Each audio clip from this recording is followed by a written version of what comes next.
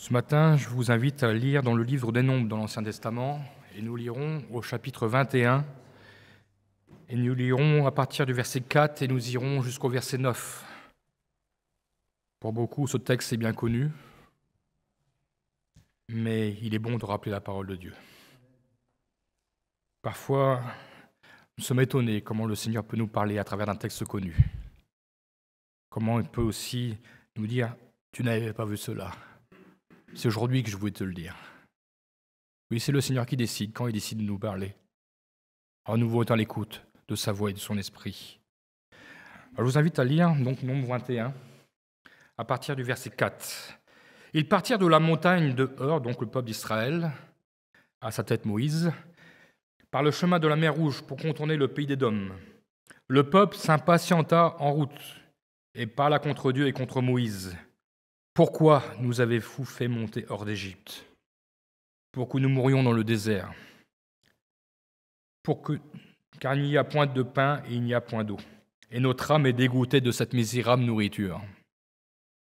Alors l'Éternel envoya contre le peuple des serpents brûlants. Ils mordirent le peuple, et il mourut, beaucoup de gens d'Israël. Le peuple vint à Moïse et dit, « Nous avons péché, car nous avons parlé contre l'Éternel et contre toi. » Prie l'Éternel, afin qu'il éloigne de nous ces serpents. Moïse pria pour le peuple. L'Éternel dit à Moïse, « Fais-toi un serpent brûlant et place-le sur une perche. Quiconque aura été mordu et le regardera conservera la vie. » Moïse fit un serpent d'airain et le plaça sur une perche. Et quiconque avait été mordu par un serpent et regardait le serpent d'airain conservait la vie. Amen. Lorsque nous parcourons le livre des Nombres, nous pourrions dire c'est un éternel recommencement. Après tant de bénédictions, tant de grâces, tant de miracles, le peuple d'Israël se plaint encore et encore. Ce peuple ne sait plus apprécier les bontés de l'Éternel. Et chaque plainte est dirigée vers l'homme que Dieu a placé à sa tête, l'homme que Dieu s'est choisi en la personne de Moïse. Dans le chapitre précédent, notre lecture, nous apprenons qu'Aaron, celui qui était avec Moïse, son second, est mort. Et ici, Moïse donc se retrouve seul. Et nous voyons que cette nouvelle plainte va exaspérer Dieu, au point que Dieu va exercer un jugement sur ce peuple. Le peuple qui reçut la manne du ciel, qui a vu l'eau jaillir du rocher d'Horeb, ont osé se plaindre de la nourriture. Vous avez lu comme moi, il qualifie la nourriture qui leur a été accordée par miracle, ils l'ont reçue, de misérable nourriture. Peuple ingrat. Et lorsque nous parcourons, nous voyons pourquoi nous a fait monter hors d'Égypte, pour que nous mourions dans le désert. L'Égypte, c'est souvent le synonyme du monde. C'est comme si nous, aujourd'hui, nous disions à Dieu, pourquoi tu nous as fait sortir du monde? Non, le Seigneur nous a fait sortir du monde pour que nous puissions jouir de toutes ses grâces et de toutes ses bontés. Le Seigneur sait conduire son peuple. Il le conduit là où il veut. Il a simplement besoin de l'obéissance de son peuple. Alors nous voyons donc que cette nourriture pour eux était devenue misérable. Et je dirais, c'en est trop pour Dieu. Alors des serpents brûlants vont envahir les rangs de ce peuple. Et nombreux Israélites vont mourir suite aux morsures de ces reptiles.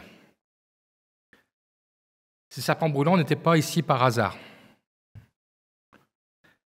En fait, c'était leur territoire.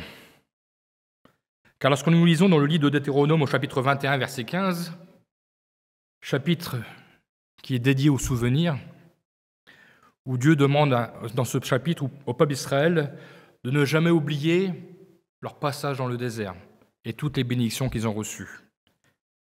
Ils ont toujours reçu l'assistance continuelle de Dieu pour survivre. Nous lisons donc dans ce chapitre, nous lisons que l'Éternel qui l'a fait marcher dans ce grand et terrible désert parmi les serpents brûlants et les scorpions.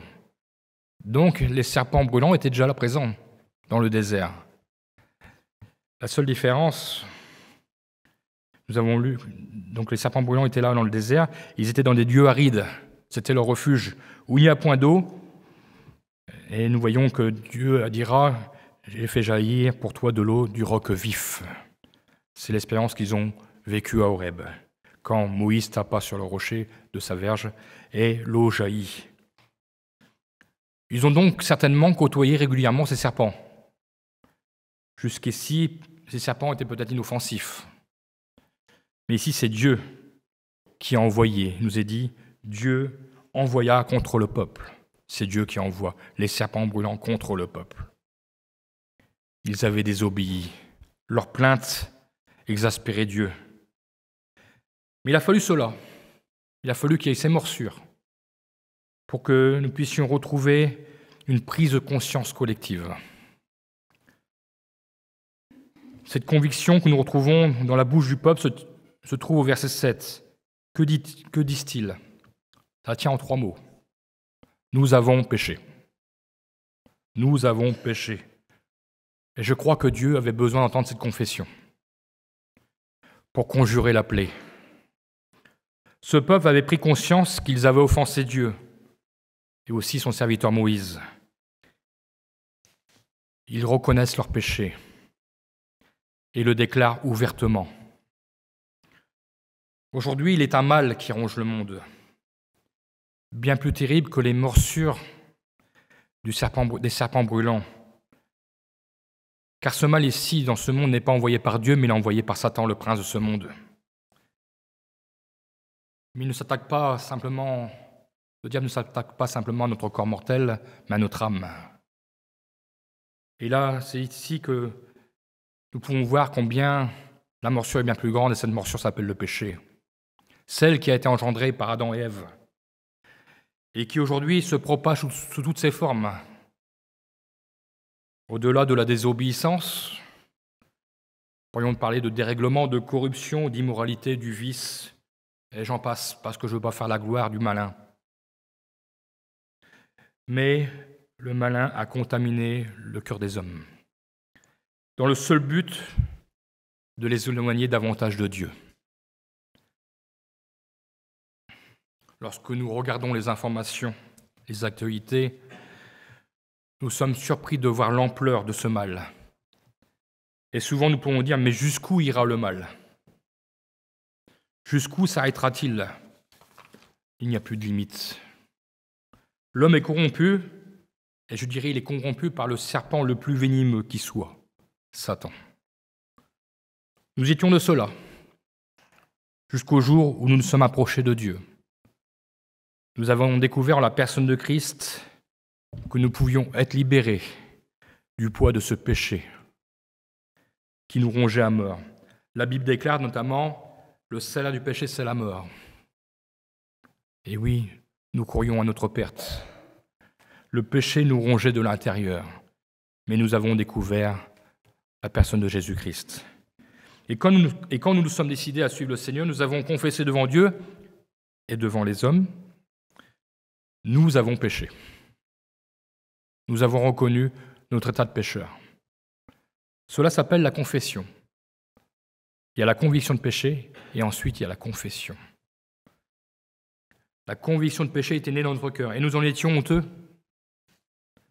Dieu attendait notre confession afin qu'il puisse agir dans notre vie. Et ce fut le début de cette nouvelle vie, celle que nous appelons la nouvelle naissance, et que nous aimons dire avec joie, je suis né de nouveau, parce que le Seigneur a changé ma vie. Il m'a libéré de mon péché.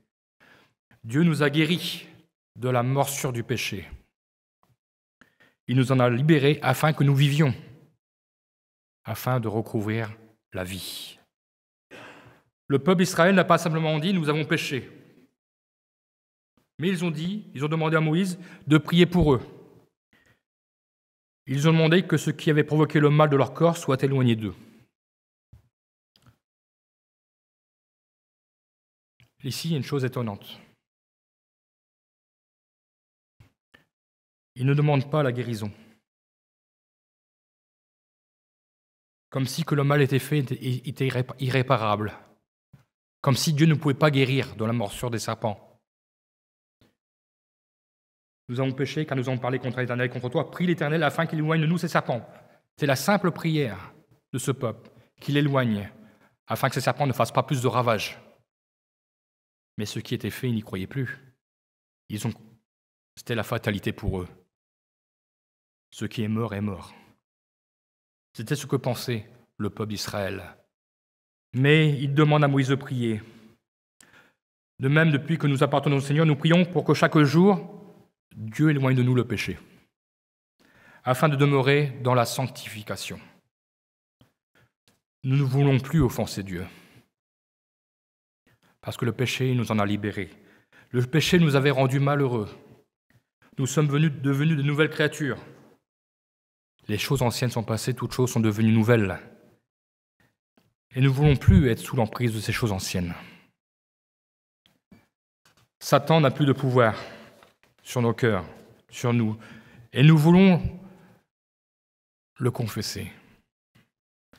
Satan n'aime pas que nous confessions ces choses. Et pour qu'il n'ait plus de pouvoir sur nous, nous devons continuellement rechercher la sanctification. Je dirais agir bien, comme Dieu l'avait demandé à Caïn. Mais celui-ci nous est dit, il avait laissé le péché se coucher à sa porte. Il en a perdu son éternité. Nous lisons dans Genèse 4, verset 7, Dieu dira, certainement, il parlera à Caïn, certainement si tu agis bien, tu relèveras ton visage.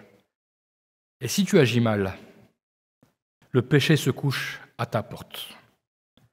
Et ses désirs se portent vers toi, mais toi, domine sur lui. Nous dominons le péché par la grâce de Dieu. Nous rejetons le péché par la grâce de Dieu. Le peuple d'Israël a eu besoin d'un médiateur pour s'adresser à Dieu. Le médiateur, vous le connaissez, c'était Moïse. En confessant leurs péchés, le peuple avait fait le premier pas en direction du salut que Dieu offrait. Si Israël avait trouvé en Moïse un médiateur humain qui lui permettait d'établir ainsi le contact avec Dieu, ce Dieu souverain, nous aussi nous avons un médiateur. Ce n'est plus Moïse, mais c'est la personne de Jésus-Christ. Nous devons passer par Jésus-Christ, lui seul défendra notre cause auprès de Dieu. 1 Timothée chapitre 2 verset 5 nous dit « Car il y a un seul Dieu et aussi un seul médiateur entre Dieu et les hommes, Jésus-Christ homme, qui s'est donné lui-même en rançon pour tous. » Pour l'apôtre Jean, notre médiateur ne fait pas simplement passer notre message à Dieu, mais il nous défend auprès du Père. Nous lisons dans 1 Jean chapitre 2 verset 1, Jean s'adresse ainsi à chacun. « Mes petits enfants, je vous écris ces choses, afin que vous ne péchiez point. Et si quelqu'un a péché, nous avons un avocat auprès du Père, Jésus-Christ le juste. » Pour le peuple hébreu,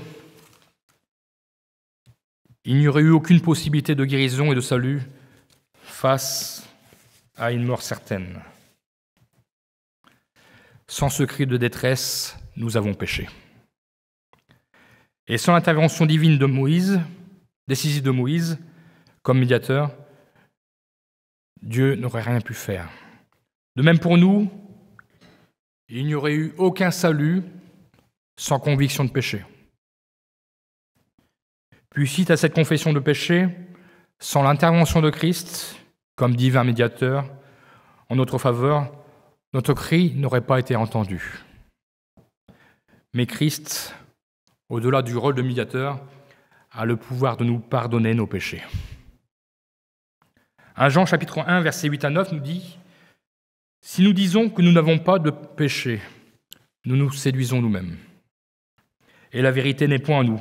Si nous confessons nos péchés, Jésus-Christ est fidèle et juste pour nous les pardonner et pour nous purifier de toute iniquité. » Donc nous avons vu, pas de salut sans confession. et pas de salut sans médiateur.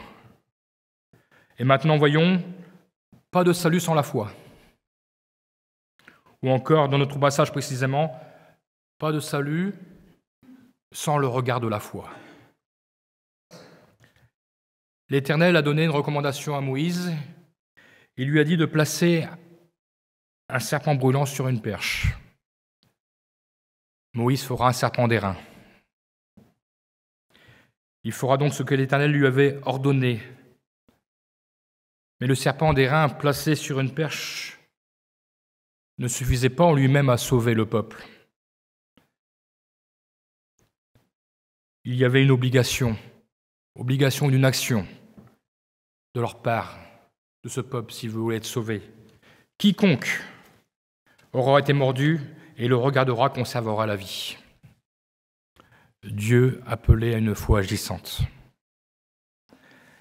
Certainement, ce peuple se tordait de douleur, devait se lamenter, voyant leur fin s'approcher. Certainement, il y avait de nombreuses personnes jonchées sur le sol. Dieu ne leur demande pas de rester à se regarder les uns des autres, à regarder leurs propres faiblesses, à s'apitoyer sur leur sort, mais à lever les yeux. La perche où le serpent d'airain était fixé devait être visible de tous. La perche était élevée. Tous avaient ainsi l'occasion d'être guéris et sauvés. Tous ceux qui crurent en la parole de l'Éternel et qui ainsi ont agi en conséquence furent sauvés. Ils ont levé les yeux vers leur secours, vers le Dieu d'éternité, qui seul, encore aujourd'hui, propose le véritable salut. Si le monde pouvait arrêter de se lamenter, et même parfois, je dirais, dans nos milieux chrétiens, combien souvent nous entendons des plaintes et des plaintes. Car les regards ne sont pas fixés sur Christ, mais restent un regard terre à terre. L'Éternel demande à ce que nous levions les yeux vers le ciel, levions les regards. Nous l'avons chanté tout à l'heure, vers Jésus lève les yeux, contemple mon visage merveilleux.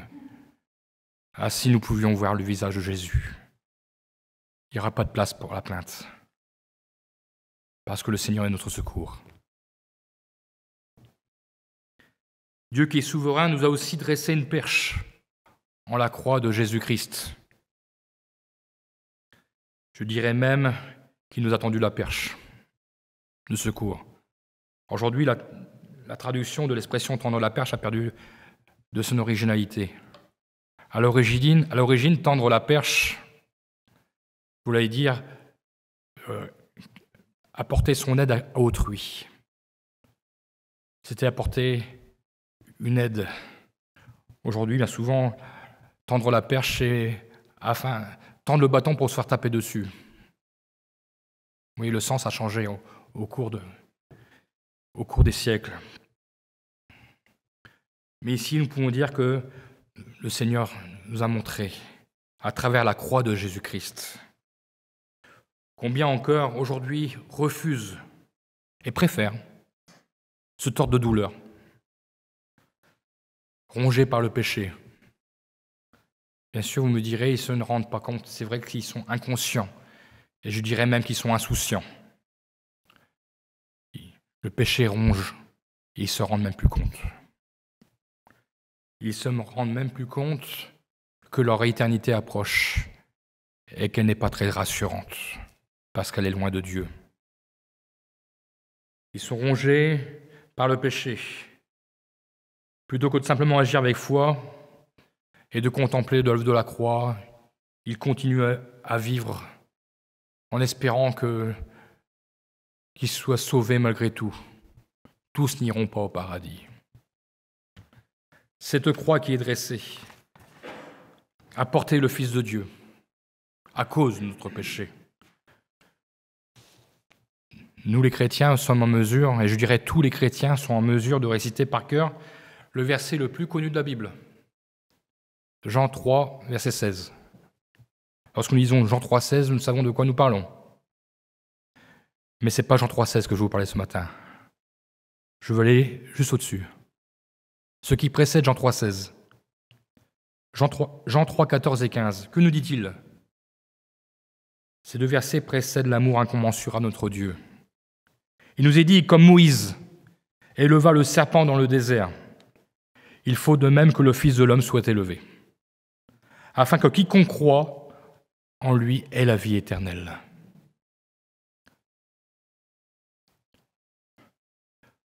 Pour notre salut, le Seigneur s'est substitué au serpent d'airain. Regarde la croix et sois sauvé. C'est un regard de foi qui sauve. Quiconque, nous est dit quiconque, donc tous ceux qui regardent la croix, qui viennent à la croix, qui reconnaissent en la croix l'œuvre rédemptrice du Seigneur. Jésus a porté notre péché à notre place. Il s'est substitué pour que nous ayons la vie. Il y a un chant qui dit « Regarde, âme angoissée au mourant du calvaire. Contemple-le, mon frère. Un seul regard et sois sauvé. La vie et le pardon descendent du calvaire.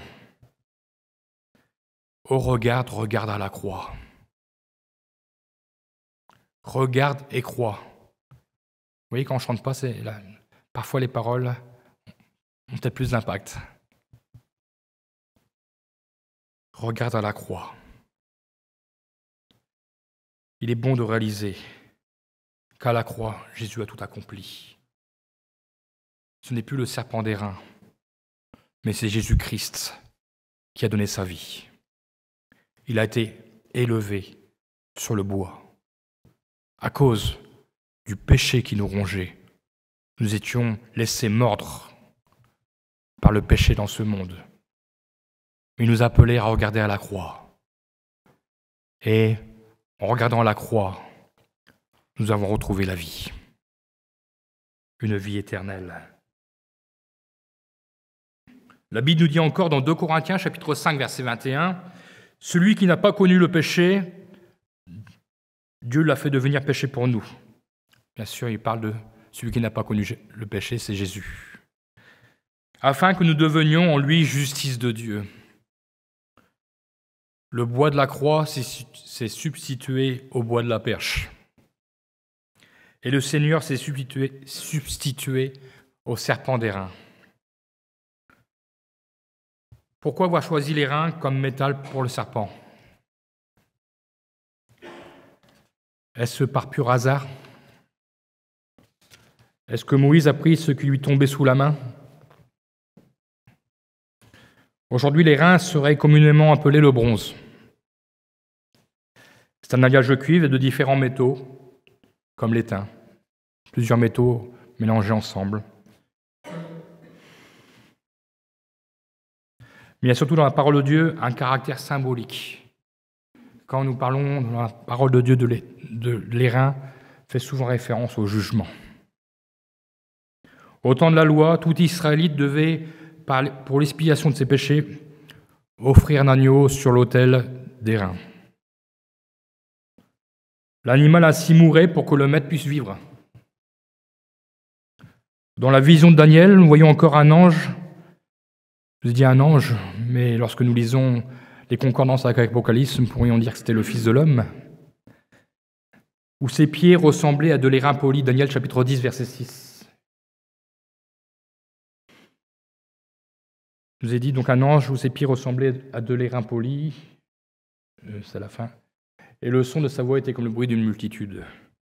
Vous voyez encore là les pieds de Jésus, les pieds du Fils de l'homme, ou d'un fils d'homme, selon les traductions. Nous retrouvons encore cette même description. Dans Daniel, il était venu pour juger le chef du royaume de Perse. Et dans Apocalypse, nous retrouvons encore cette description, chapitre 1, verset 15. Et ici, c'est le Seigneur qui se présente, comme nous avons pu voir notamment dans notre étude sur l'Apocalypse. Ses pieds étaient semblables à de l'airain ardent, comme s'il avait été embrasé dans une fournaise. Le Seigneur, nous le savons dans l'Apocalypse, révélera à Jean le jugement à la fin des temps. Là encore, nous voyons que le Seigneur s'est substitué au serpent pour établir le jugement. Parce que celui qui ne levait pas les yeux pour regarder le serpent, il mourait. Et de même, celui qui ne lèvera pas les yeux vers le Seigneur sera perdu, sera condamné. Jean chapitre 3, versets 17 et 18. Là, c'est juste après Jean 3, 16. Dieu, en effet, n'a pas envoyé son Fils dans le monde pour qu'il juge le monde. Ce n'était pas le but. Mais pour que le monde soit sauvé par lui. Celui qui croit en lui n'est point jugé, mais celui qui ne croit pas est déjà jugé, parce qu'il n'a pas cru au nom du Fils unique de Dieu. Quel gâchis. Et au verset 19, « Et ce jugement, c'est que la lumière étant venue dans le monde, les hommes ont préféré les ténèbres à la lumière, parce que leurs œuvres étaient mauvaises. » Refusaient de lever les yeux. Ils se perdront dans leurs ténèbres. Le refus de regarder à la croix, vers ce Seigneur qui tend la main du salut. Les hommes ont choisi de rester condamnés à cause de leurs péchés. Ils ne veulent pas s'abaisser, s'humilier devant le roi des rois. Et je me dis parfois, s'ils pouvaient croiser sur cette croix le regard d'amour du Seigneur, avant qu'il descende de la croix, parce qu'il ressuscitera, gloire à Dieu. Mais même sur cette croix, il y avait encore ce regard d'amour du Seigneur. Le brigand à ses côtés trouvera son salut. Il aura croisé les regards du Seigneur. Une nouvelle nous attend lorsque nous croisons les regards du Seigneur. Tant de personnes que nous croisons se tordent de douleur à cause de leurs péchés, bien souvent qui engendrent la maladie. Il y a urgence, il faut leur montrer le Seigneur qui a été levé sur le bois de la croix, mais qui est ressuscité pour le salut de tous. Le bois de la croix est resté, mais Jésus est ressuscité. Il vit désormais dans le cœur de tous ceux qui contemplent son œuvre rédemptrice, et je dirais son œuvre glorieuse. Dans 1 Jean chapitre 2, verset 2, Jésus ici est présenté comme victime expiatoire pour nos péchés, non seulement pour les nôtres, mais aussi pour ceux du monde entier. Vous connaissez Ésaïe 53, et notamment à partir du verset 4, 53, 4, Ésaïe 53, 4, 5, 52 là, 53. Ça sera peut-être une prochaine prédication, je ne sais pas. 53. Tu vas tu remontes au verset 4 ? Voilà. Cependant, ce sont nos souffrances qu'il a portées. C'est de nos douleurs qu'il s'est chargé. Et nous l'avons considéré comme puni, frappé de Dieu et humilié. Mais il était blessé pour nos péchés, brisé pour nos iniquités. Le châtiment qui nous donne la paix est tombé sur lui. Et c'est par ses meurtrissures que nous sommes guéris. Il s'est substitué à nos souffrances, à nos douleurs, à nos péchés, à nos iniquités, à notre châtiment, à nos maladies, à nos infirmités. Comment ne pas regarder la croix ? Combien encore ce matin, nous voulons pleinement réaliser la grâce qui nous a été faite. Nous avons juste regardé à la croix avec ce regard de foi. Lorsque nous avons compris que le péché nous condamnait, le Saint-Esprit nous a convaincus de péché. Et une œuvre merveilleuse s'est faite en nous. Nous étions morts, mais nous avons retrouvé la vie. Alors partageons avec quiconque, avec tous les quiconques que nous croisons. Il y a beaucoup de monsieur et madame quiconque. Et même s'ils ignorent qu'ils sont perdus, parlons-leur de l'amour de Jésus à la croix. Ce message d'espoir, ce message de guérison, de salut. Tous ceux qui se débattent dans leur douleur à cause de leurs péchés. Présentons-leur celui qui s'est substitué. Il s'est donné comme une offrande expiatoire pour le salut de tous.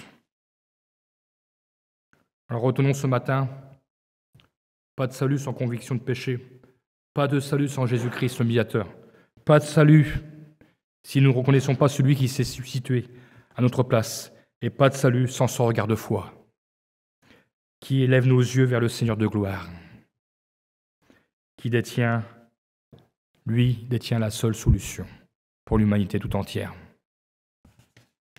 La croix reste encore aujourd'hui debout. Nous pouvons contempler la croix. Jésus n'est plus dessus, parce que Jésus a vaincu.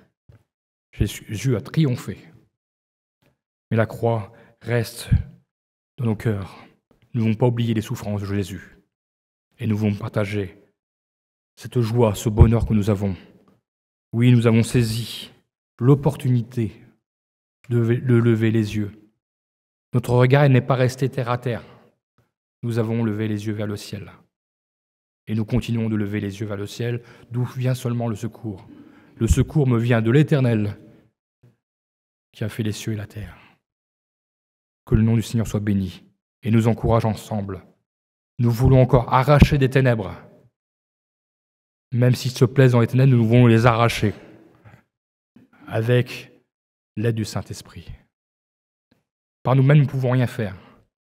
Mais c'est le Saint-Esprit qui nous conduira, qui nous dirigera. Et nous leur présenterons, non pas le serpent d'airain, mais Jésus, le Fils de Dieu qui s'est donné à cause de leurs péchés, à leur place, et qui désire leur donner la vie. Que le nom du Seigneur soit béni. Amen.